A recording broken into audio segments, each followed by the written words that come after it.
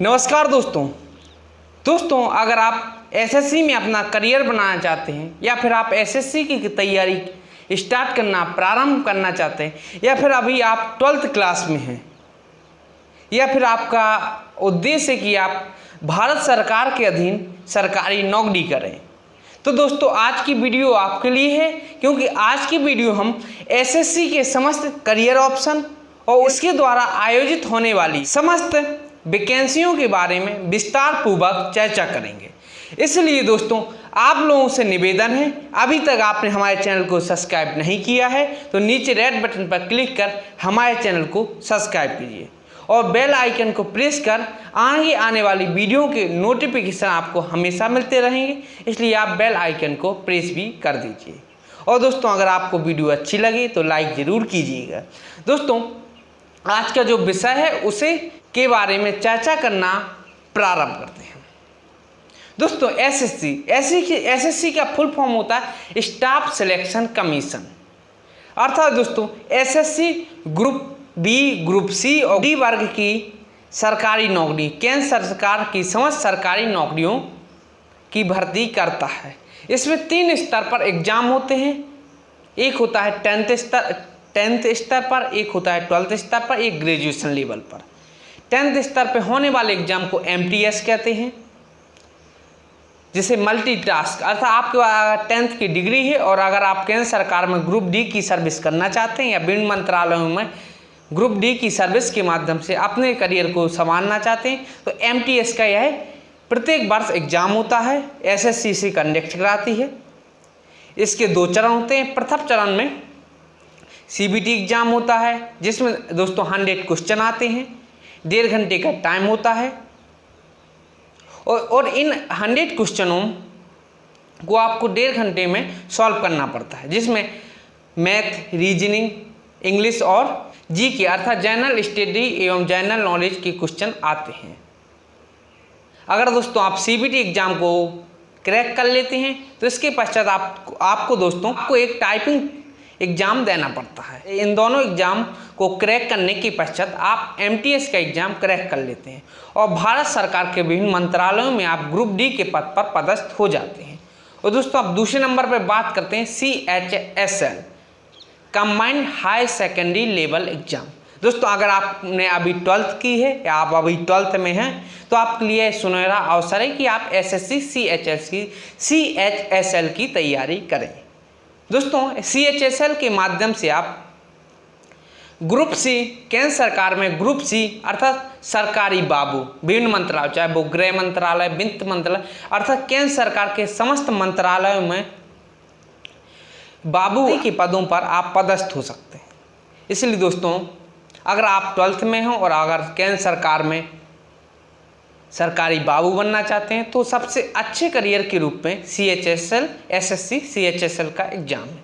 दोस्तों अब हम बात करते हैं CHSL एग्जाम का क्या पैटर्न होता है, इसमें क्या सिलेबस होता है। इसको दोस्तों CHSL एग्जाम की 3 स्टेज होती है। पहले में CBT टेस्ट होता है, सेकेंड नंबर पर दोस्तों एक रिटर्न टेस्ट होता है, इसके पश्चात कंप्यूटर के माध्यम से टाइपिंग कराई जाती है। दोस्तों CBT टेस्ट 100 क्वेश्चन का होता है दोस्तों, जिसके लिए 1 घंटे का टाइम निर्धारित किया गया है। इसमें 25 क्वेश्चन इंग्लिश के, 25 क्वेश्चन जीके के, 25 मैथ के और 25 क्वेश्चन रीजनिंग के इनसे पूछे जाते हैं। पिछले वर्षों के अध्ययन के आधार पर देखें तो आपके 100 क्वेश्चन में अगर 70+ क्वेश्चन सही हो जाते हैं तो आप CBT एग्जाम में, CHSL के CBT एग्जाम में सिलेक्ट हो जाते हैं। और इसके पश्चात दोस्तों आपको एक रिटर्न एग्जाम देना पड़ता है, जिसमें दोस्तों आपको एक निबंध, एक एप्लीकेशन लिखनी पड़ती है। और अगर दोस्तों आप रिटर्न एग्जाम में सिलेक्ट हो जाते हैं तो इसके पश्चात आपको दोस्तों एक हिंदी या इंग्लिश आपकी चॉइस के अनुसार आपको टाइपिंग टेस्ट देना पड़ता है। इन तीनों प्रोसेस को क्रैक करने के पश्चात आप CHSL एग्जाम में सिलेक्ट हो जाते हैं और आपको भारत सरकार के विभिन्न मंत्रालयों में सरकारी बाबू के पद पर पदस्थापना हो जाती है। दोस्तों अब SSC कंडक्ट कराने जाने वाला सबसे पॉपुलर एवं महत्वपूर्ण एग्जाम CGL, SSC CGL अर्थात कंबाइंड ग्रेजुएशन लेवल टेस्ट। दोस्तों इसके माध्यम से आप भारत सरकार के विभिन्न विभागों एवं मंत्रालयों में ग्रुप बी और ग्रुप सी के पदों पर पदस्थ हो सकते हैं। उदाहरण के तौर पे अगर दोस्तों आप इनकम टैक्स इंस्पेक्टर बनना चाहते हैं या फिर इसके समक्ष केंद्र सरकार के विभिन्न पदों में पदस्थ होने चाहते हैं तो एसएससी सीजीएल के एग्ज़ाम की तैयारी आपको अवश्य करनी चाहिए। दोस्तों सीजीएल एग्ज़ाम में सीजीएल एग्ज़ाम के पैटर्न को हम देखें तो इसमें 4 चरण होते हैं।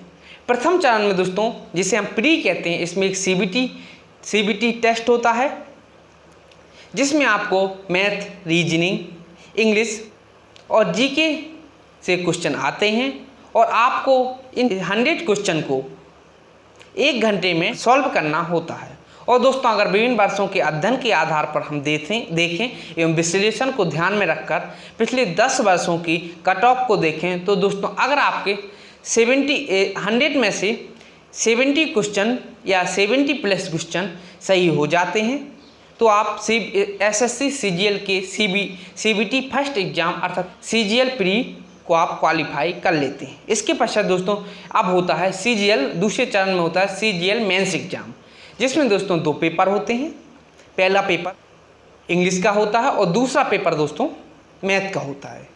और अगर आप दोस्तों सीबीटी सेकंड अर्थात एसएससी सीजीएल के मेंस एग्जाम को क्रैक कर लेते हैं तो इसके पश्चात दोस्तों आपको तृतीय चरण में भेज दिया जाता है जहां पर एक आपको रिटर्न एग्जाम देना पड़ता है अर्थात आपको एक एप्लीकेशन, एक निबंध लिखना पड़ता है। और अगर दोस्तों आप एसएससी सीजीएल के तृतीय चरण में सफल हो जाते हैं तो इसके पश्चात आपको अंतिम और चतुर्थ चरण में कंप्यूटर टाइपिंग एवं इससे रिलेटेड प्रोसेस से गुजरना पड़ता है। दोस्तों अगर आप इन चारों चरणों को क्रैक कर लेते हैं तो आप एसएससी सीजीएल के एग्ज़ाम में सफल हो जाते हैं और आपको विभिन्न मंत्रालयों में या फिर आयकर विभाग में इनकम टैक्स इंस्पेक्टर या इसके समक्ष पदों पर आप पदस्थ हो सकते हैं।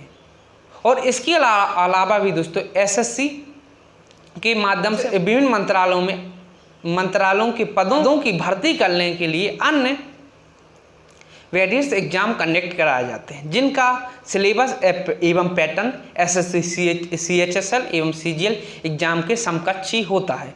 इसके अलावा दोस्तों दिल्ली पुलिस अर्थात सीपीओ का एग्ज़ाम भी एसएससी के माध्यम से कंडक्ट कराया जाता है। दोस्तों अगर आप चाहते हैं कि आप केंद्र सरकार में एज आ ऑफिसर, एज आ कर्मचारी या फिर आप केंद्र सरकार में अपनी नौकरी करना चाहते हैं तो आपको दोस्तों निश्चित ही एसएससी की तैयारी करनी चाहिए। दोस्तों इसके लिए आपको सबसे ज़्यादा फोकस मैथ और इंग्लिश पर देना होगा और साथ साथ आपको जनरल स्टडी अर्थात जीके पर भी ध्यान देना होगा। इसलिए दोस्तों अगर आप एक वर्ष कंटिन्यू मेहनत करते हैं तो आप निश्चित ही इन एग्ज़ामों को क्रैक कर सकते हैं। अब आप दोस्तों आप जिस अवस्था में हो, अगर आपने अभी 10th क्लियर की है और आपकी एज 18 वर्ष हो गई है तो आप एसएससी एमटीएस के एग्ज़ाम में बैठ सकते हैं या फिर आपने दोस्तों अगर 12th कर ली है तो आप एसएससी सीएचएसएल के एग्ज़ाम में बैठ सकते हैं। और यदि दोस्तों आप ग्रेजुएशन कंप्लीट कर चुके हैं और आपकी इच्छा है कि आप आयकर विभाग में as a income tax officer बनना चाहते हैं या फिर केंद्र सरकार में ऑफिसर या ग्रुप बी और ग्रुप सी के पदों पर पदस्थ होने चाहते हैं तो दोस्तों आपके लिए एसएससी एक करियर के रूप में कार्य करेगा। दोस्तों इस प्रकार हमने दोस्तों एसएससी द्वारा कंडक्ट कराई जाने वाली अर्थात स्टाफ सिलेक्शन कमीशन द्वारा कंडक्ट कराई जाने वाली केंद्र सरकार की विभिन्न पदों की भर्तियों के बारे में विस्तार पूर्वक चर्चा की है। दोस्तों हमें उम्मीद है कि आपको हमारी वीडियो पसंद आई होगी। अगर दोस्तों आपको हमारी वीडियो पसंद आई हो तो लाइक कीजिए, शेयर कीजिए, कमेंट कीजिए और नीचे रेड बटन पर क्लिक कर हमारे चैनल को सब्सक्राइब कीजिए। और दोस्तों अपनी राय देने के लिए कि आने वाले वीडियो में हम करियर काउंसलिंग सीरीज के संबंध में किस विषय पर आपको काउंसलिंग दी, उसके लिए आप कमेंट बॉक्स में जाकर कमेंट कीजिए और हमें बताइए कि हम किस विषय पर आपको करियर काउंसलिंग से संबंधित अर्थात आपको गाइडेंस प्रदान करें। नमस्कार, बहुत बहुत धन्यवाद।